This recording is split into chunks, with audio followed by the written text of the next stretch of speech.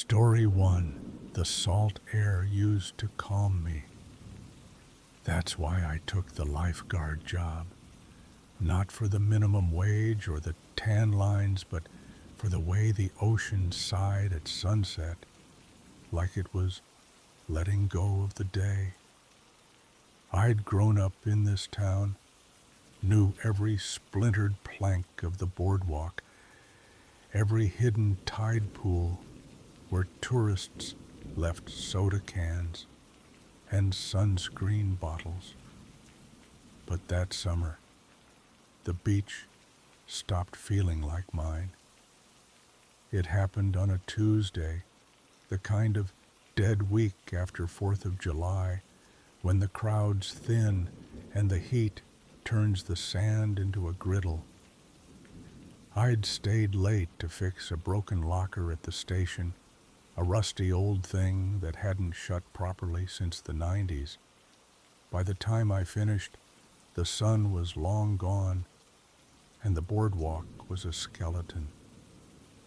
Just the flickering neon of the arcade sign and the distant clang of halyards against sailboat masts. I locked up, my flip-flops smacking the warped wood.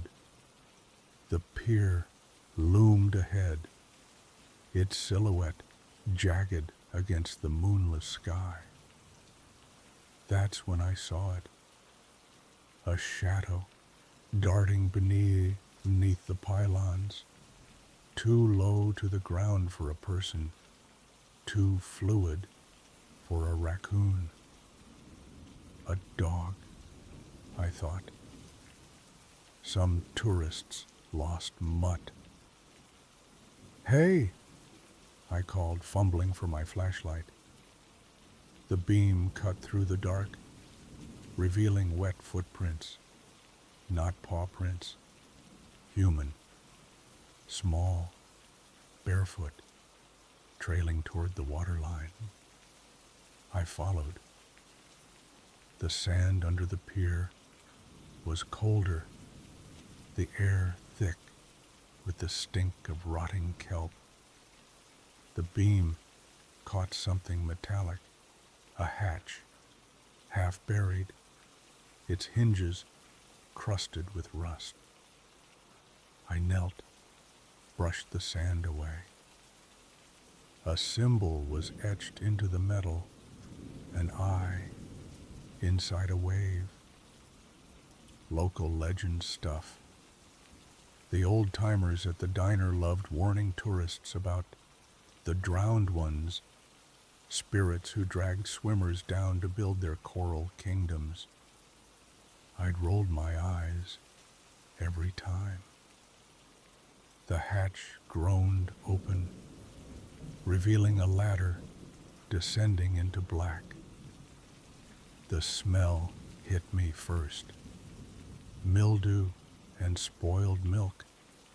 Then I heard it. A wet, rhythmic sound. Dripping. I climbed down. The beam trembled in my grip.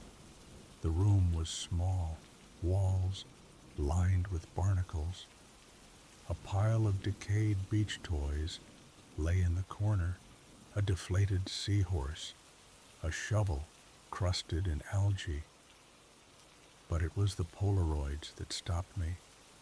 Dozens, nailed to the walls, smiling faces in neon swimsuits, all sunburned and oblivious. I recognized some. Missing persons posters from the gas station bulletin board, a girl with braces who'd vanished in 2012, a frat boy last seen buying tequila at the Boardwalk liquor store. My throat tightened. I reached for a photo, and the hatch slammed shut above me. The dark was absolute. I dropped the flashlight. It rolled, beams spinning wildly, catching glimpses of something moving in the corners, not a shadow, something solid, something breathing. I scrambled for the ladder. The rung snapped under my weight, rotten wood biting into my palms. Above, the hatch rattled, locked. The breathing grew louder, wetter. I swung the flashlight. For a second, I saw it. A figure, hunched and glistening, skin mottled like tide pool rock. Then the beam died. I screamed, kicked the wall. A corroded vent gave way, moonlight spilling through. I clawed at the opening, rust slicing my fingers, and dragged myself onto the sand. I didn't look back. The next morning, I quit. Told my boss I was moving for college. He didn't care, just grunted and handed me my last check. For weeks, I stayed inside, jumping at every creek in our old beach house. My parents chalked it up to burnout. Then the rain came. I found the first footprint on the porch, a small, bare imprint in the mud, the same size as the ones under the pier. I hosed it away, hands shaking. That night, I heard scratching at the door. Not animal, deliberate. 3 slow drags, like fingernails, testing the wood. I moved out the next day, left town for a dorm 3 states inland. But last week, my roommate asked why I'd left a window open during the storm. There were wet footprints on the rug, and the smell, rotting kelp and salt. Story 2. The old beach house was my safe place. My grandparents bought it years ago, back when the town was just a few fishing huts and old homes by the water. I went there every summer as a kid, picking up pretty rocks and avoiding my brother's sand fights. Now, at 22, I came back to work on my school paper about how beaches change over time. Really, I just wanted to get away from my messy college life. The ocean always made me feel better. For the first week, it worked. I woke up early to seagull noises, worked at the kitchen table with the windows open, and walked the beach every night. I loved the sound of shells under my feet and the lighthouse light cutting through the dark. Then I saw it. On my 3rd night, it stood by the water, a tall figure made of old twisted wood. Seaweed hung from its arms like wet rags. I froze. Must be some weird art, I thought. But when I got closer, its head turned toward me, slow, like rusty hinges. I ran. The next night, it was closer, on a sand hill near the boardwalk.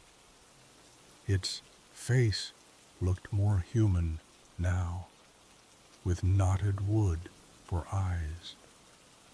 I took a picture, but the flash made its eyes glow. When I showed the photo to Marty, the old fisherman at the bait shop, He drank from his flask and said, "That thing's been here longer than your grandparents. Stay away." I didn't listen. By the fifth night, it stood right by the boardwalk. Up close, I saw the wood wasn't nailed together. It looked grown, like twisted tree roots. It smelled awful, like rotten seaweed and sour ocean water. I touched its arm. It felt warm. I jumped back and ran to the house, locking every door. My school papers sat on the table, pages flapping in the wind. Beach changes. What a waste of time. On my last night, a storm hit. Rain smashed the windows, and the house creaked like a boat. I packed everything except my paper. At midnight, the lights went out.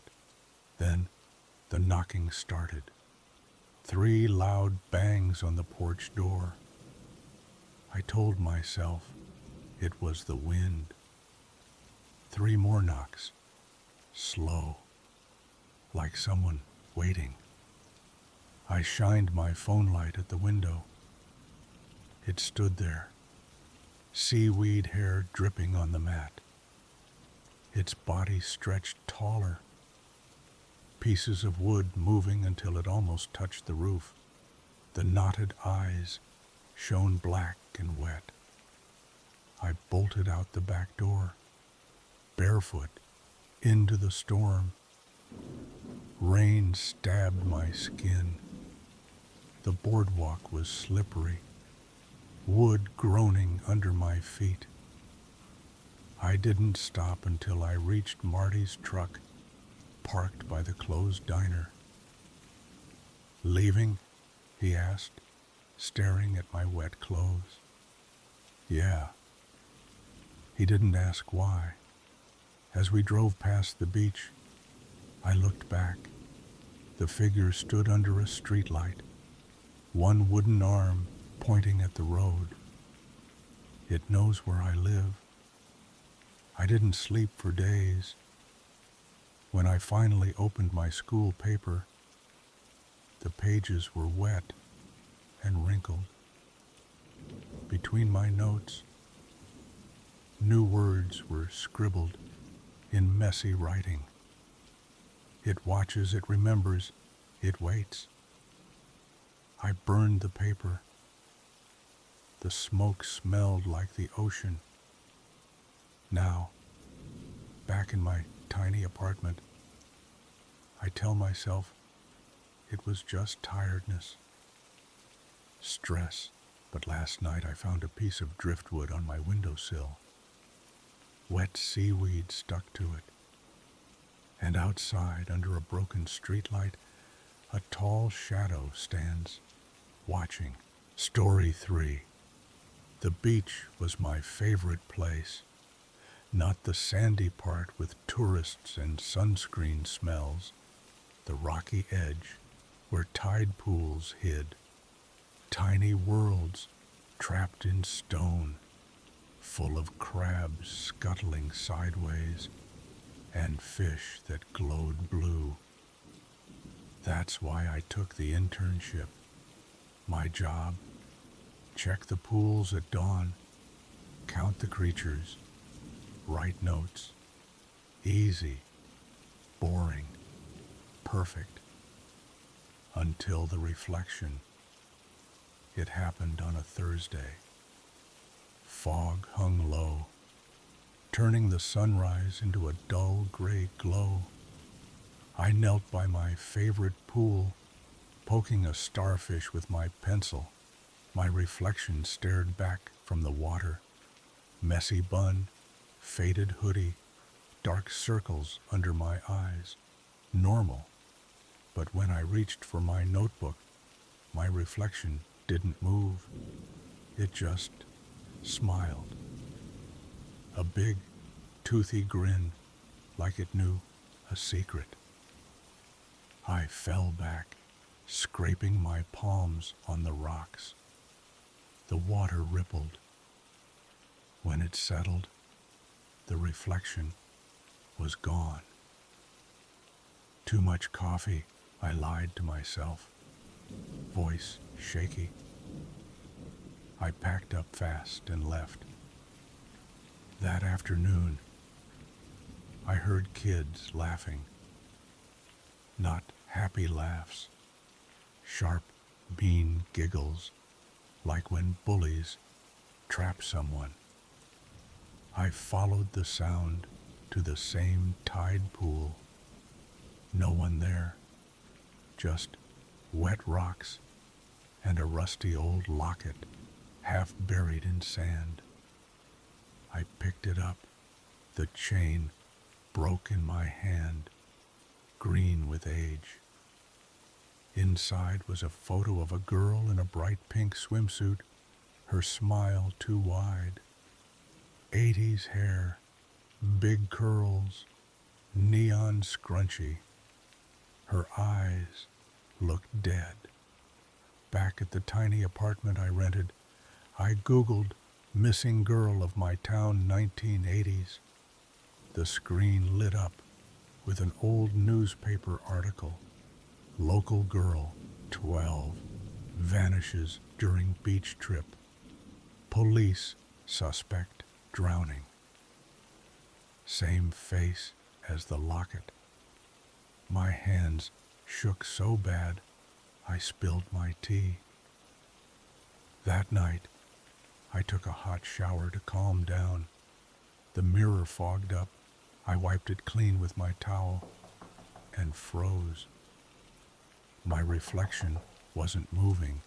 It tilted its head, smiled that same creepy smile, and mouthed, "You're next." I screamed, slipped, and slammed my elbow on the sink. When I looked up, the mirror was normal, but the locket on my desk was gone. In its place was a seashell. My initials were carved into it, jagged like someone used a knife. I ran outside and threw the shell into the ocean. The water was black, waves slapping the rocks like angry hands. The next morning, the shell was back on my pillow, wet. I told my boss, a grumpy biologist named Carl. He laughed. "You city kids always spooked by seagulls and seaweed."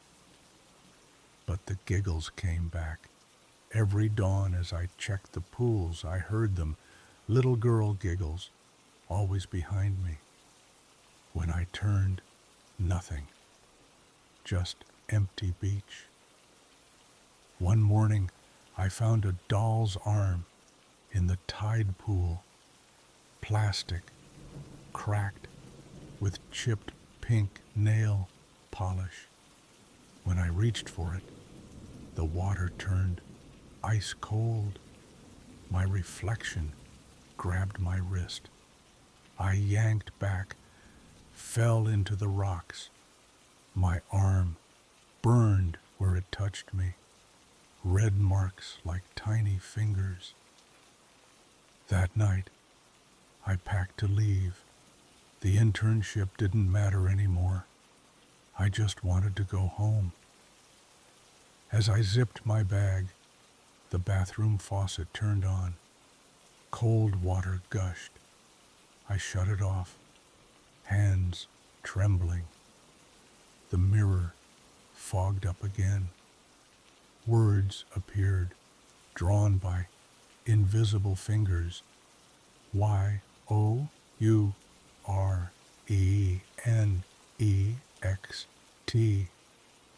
I smashed the mirror with my hairbrush. Glass rained down. The shell was on the floor. My initials glowed faintly. I drove to the beach, through the shell as far as I could. The ocean swallowed it, but when I got back to my car, the shell sat on the windshield, dripping.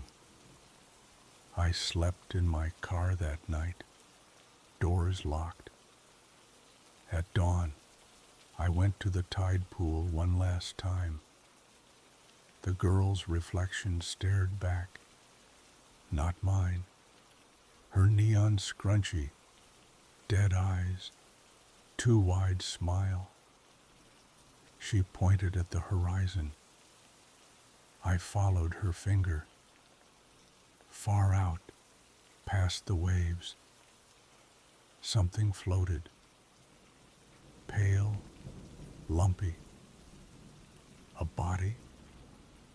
When I looked back, the reflection was gone. The tide pool bubbled.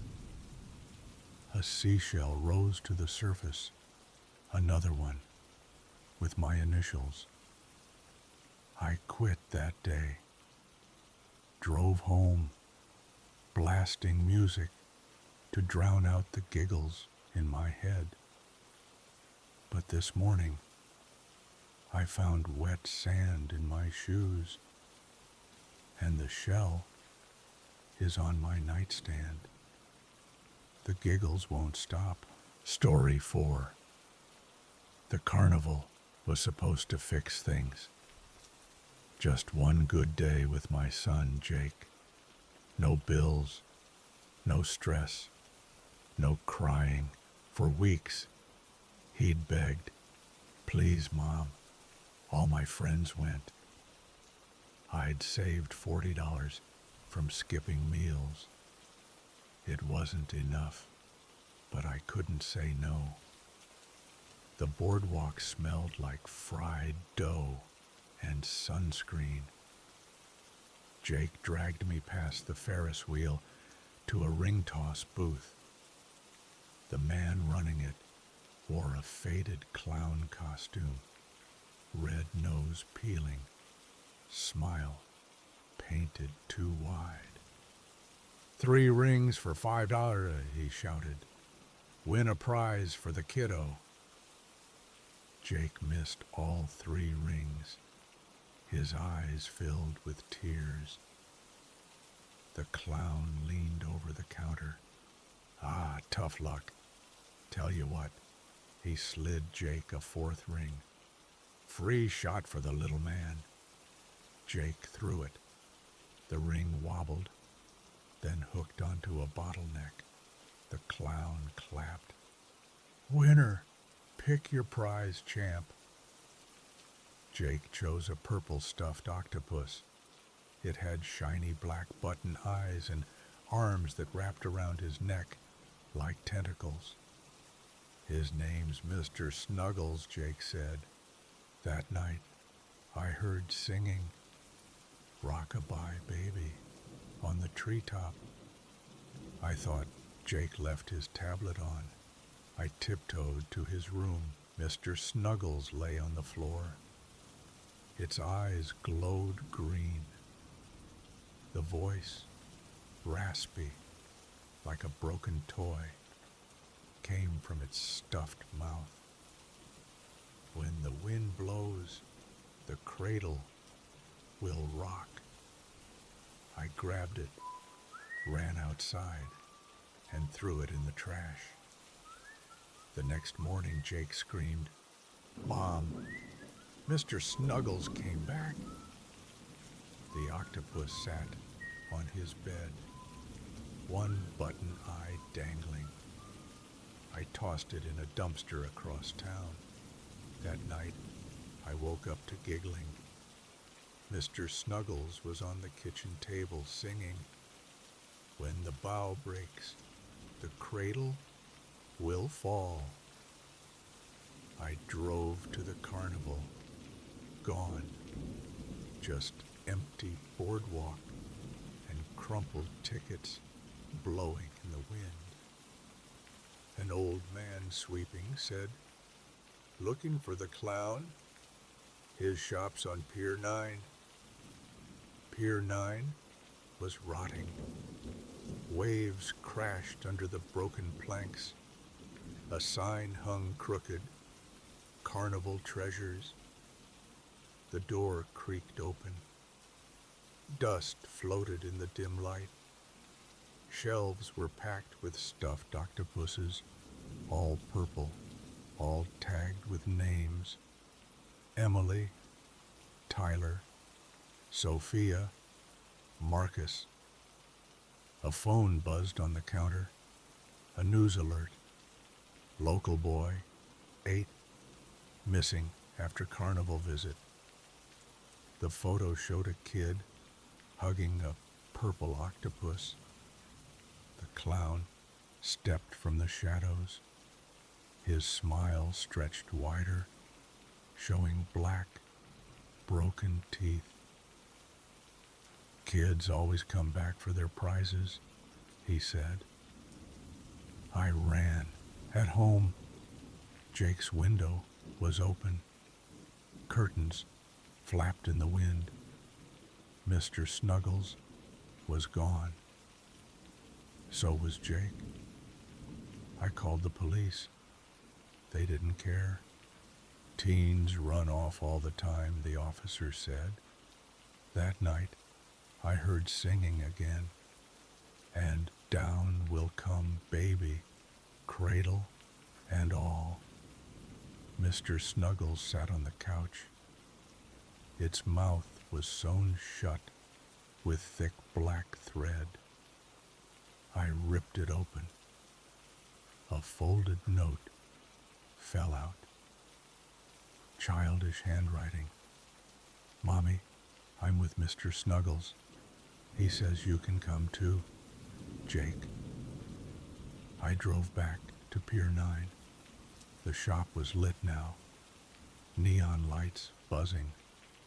The clown stood outside, holding Jake's backpack.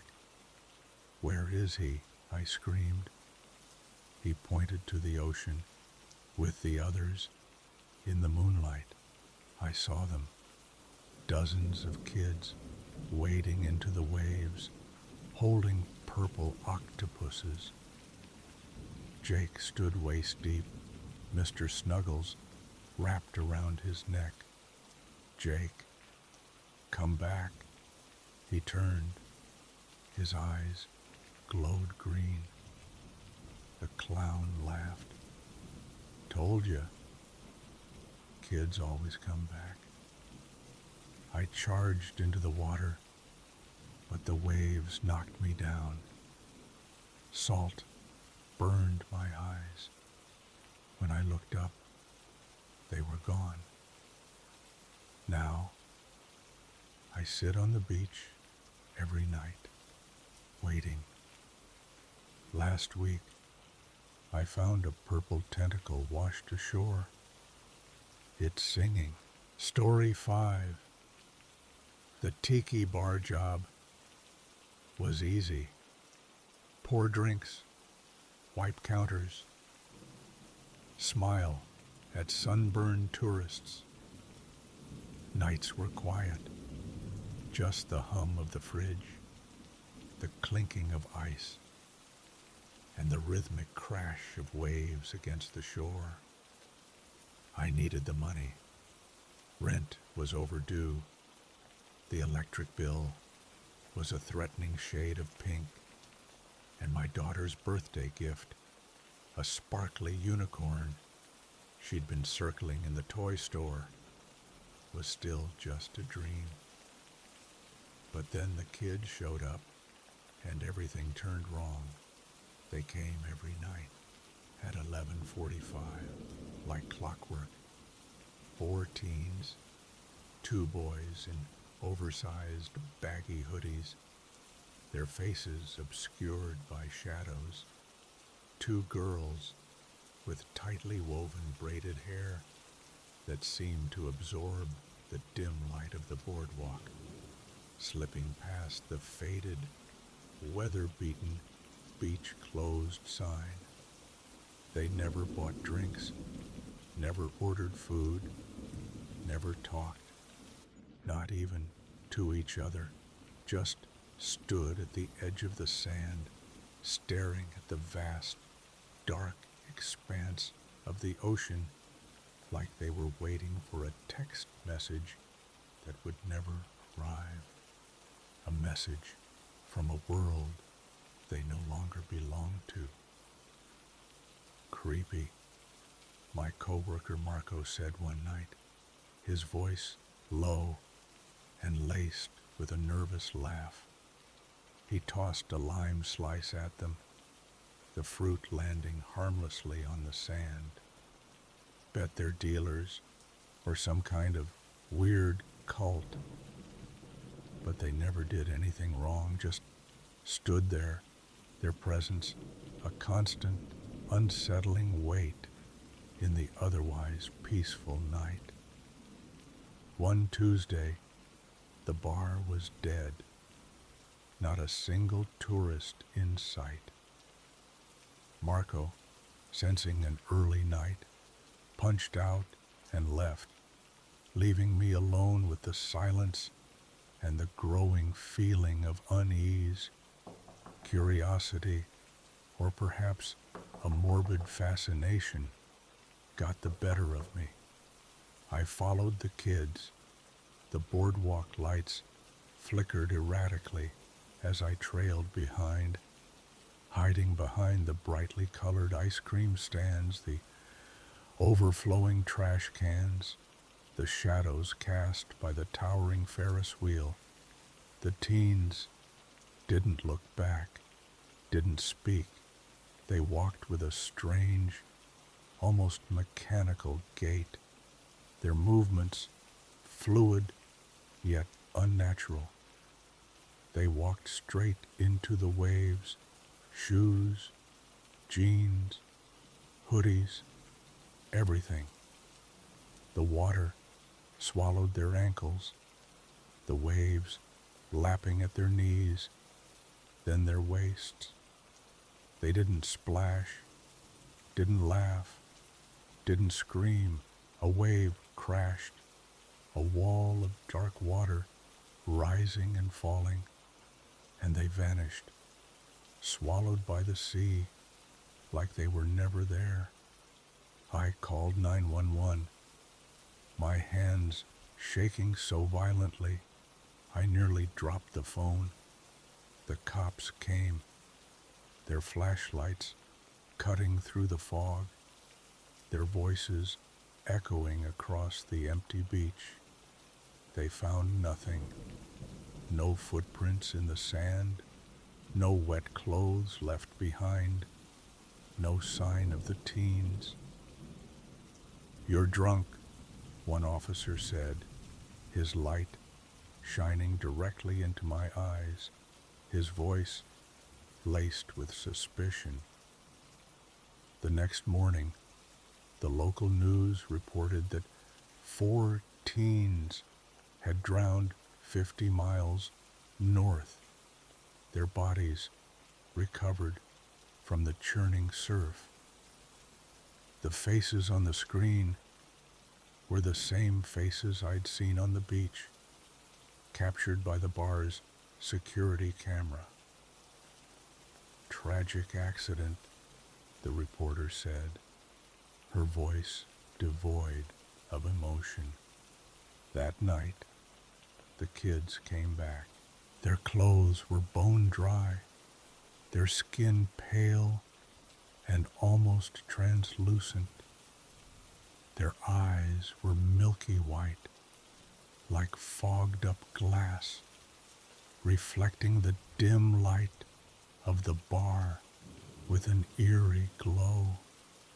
They stood at the bar, dripping sand on the newly mopped floor, their presence a chilling reminder of the night before.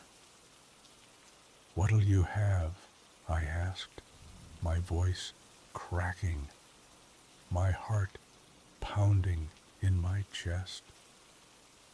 They didn't answer, just pointed silently at the ocean, their eyes fixed on the dark horizon.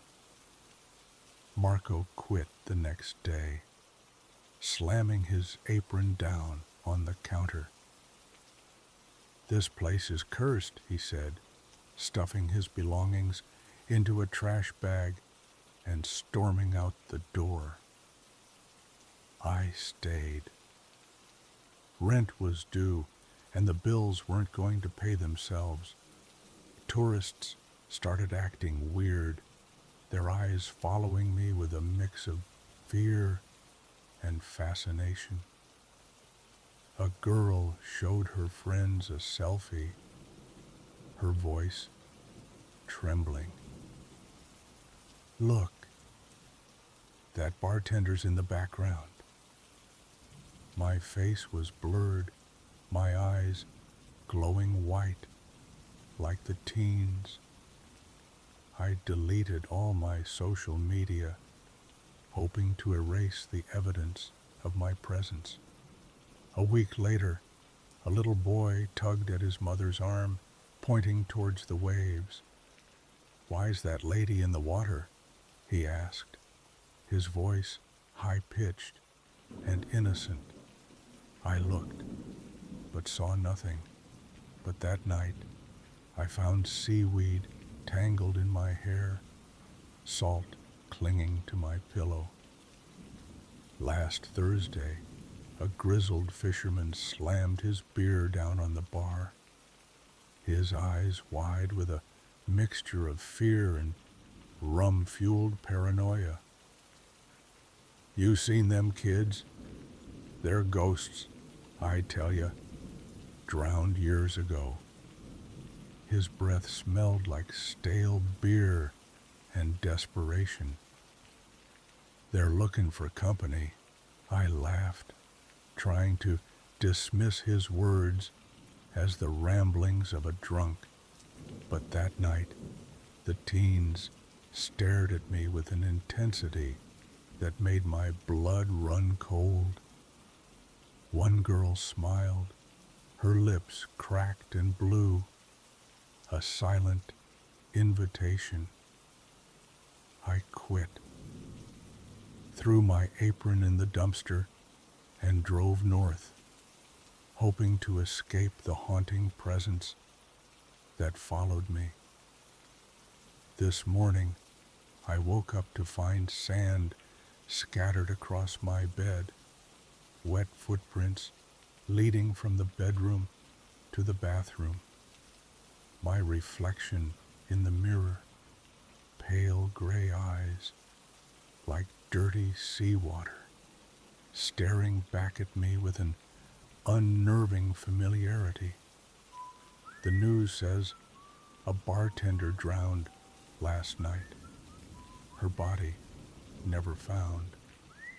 I'm still here, but the tide's coming in, and I keep hearing whispers carried on the wind, a chorus of voices calling my name.